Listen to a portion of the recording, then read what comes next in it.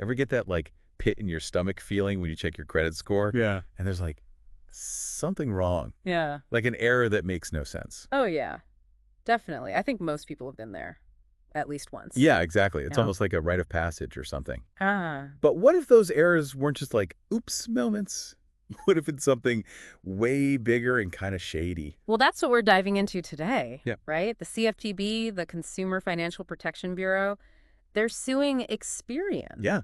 Experian, one of the big three credit reporting agencies, like the companies that pretty much decide our financial futures. It's a big deal. And the CFPB, they're like, well, watchdogs, right? They're supposed to make sure these financial institutions are playing by the rules, not pulling any fast ones on us. Exactly. Yeah. And the CFPB is saying Experian might not be doing things by the book, especially when it comes to how they handle disputes when people find errors on their reports. That's right.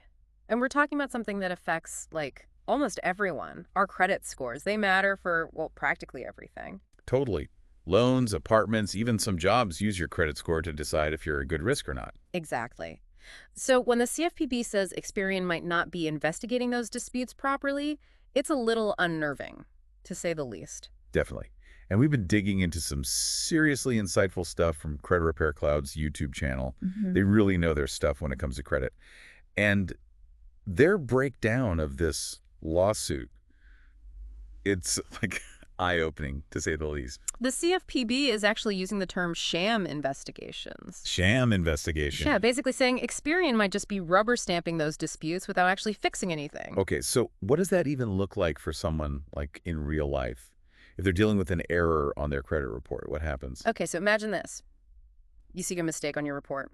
Right. Could be anything, like a hard inquiry that shouldn't be there. Yeah, those hard inquiries can be tricky. Exactly. So you dispute it with Experian, but instead of actually, looking into it, they just mark it as investigated without actually changing anything. And that wrong information just stays there messing with your score and potentially, making it harder to get a loan, rent an apartment, all of that. So basically, they're just, like, checking a box without actually solving the problem. Yeah, pretty much. That seems so, like, unfair and frustrating. It is. And speaking of hard inquiries, you mentioned those. Yeah, can you break down what those are exactly and why they matter so much? Because I feel like a lot of people don't really understand them. Sure. So every time you apply for like a credit card, a loan, anything like that, the lender checks your credit report. And that check, that's a hard inquiry. Gotcha. Now, a few hard inquiries here and there, they're totally normal. But if you suddenly have a bunch of them, it can make you look, well, kind of desperate for credit to lenders, Oh, I see. And that can actually lower your score because it makes you seem riskier. And the crazy part, those hard inquiries can stay on your report for up to 2 years. 2 years? Seriously? Yeah. It's a long time for something like that to be affecting you. So if Experian's not handling those disputes correctly, it could have some serious consequences.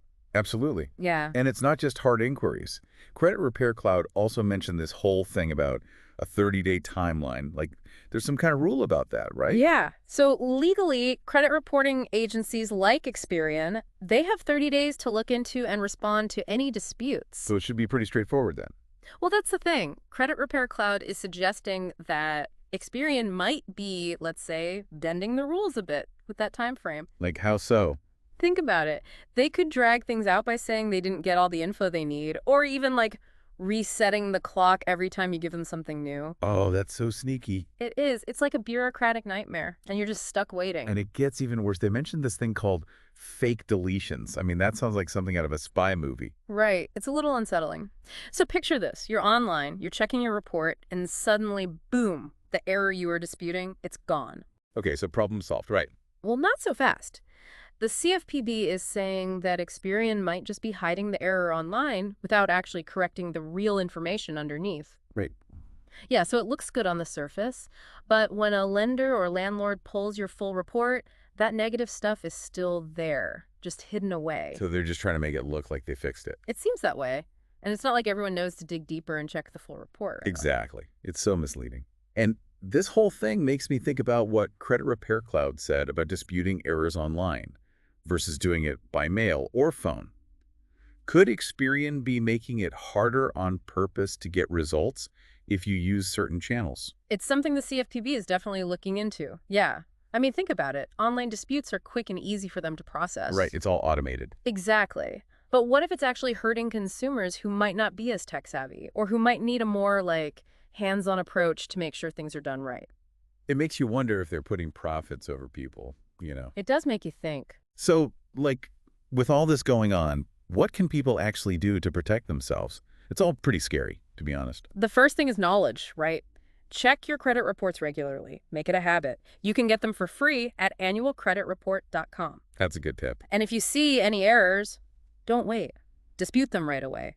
The longer you wait, the worse it could get. Don't let them just slide. Exactly. Fair. Stay on top of it. Be your own advocate. I think this deep dive has made me realize how important it is to, like, take control of your own credit. It's not something to just ignore. It really makes you think about who has the power in this whole system, right? Yeah. Like, we're supposed to be the ones in control of our own financial lives. But are we really? That's a good question. And something to think about, for sure. It's Hmm. easy to feel powerless when you're dealing with these massive companies, but being informed, staying vigilant, and knowing your rights, those are the first steps to taking back that power. Absolutely. And it's a conversation we need to keep having.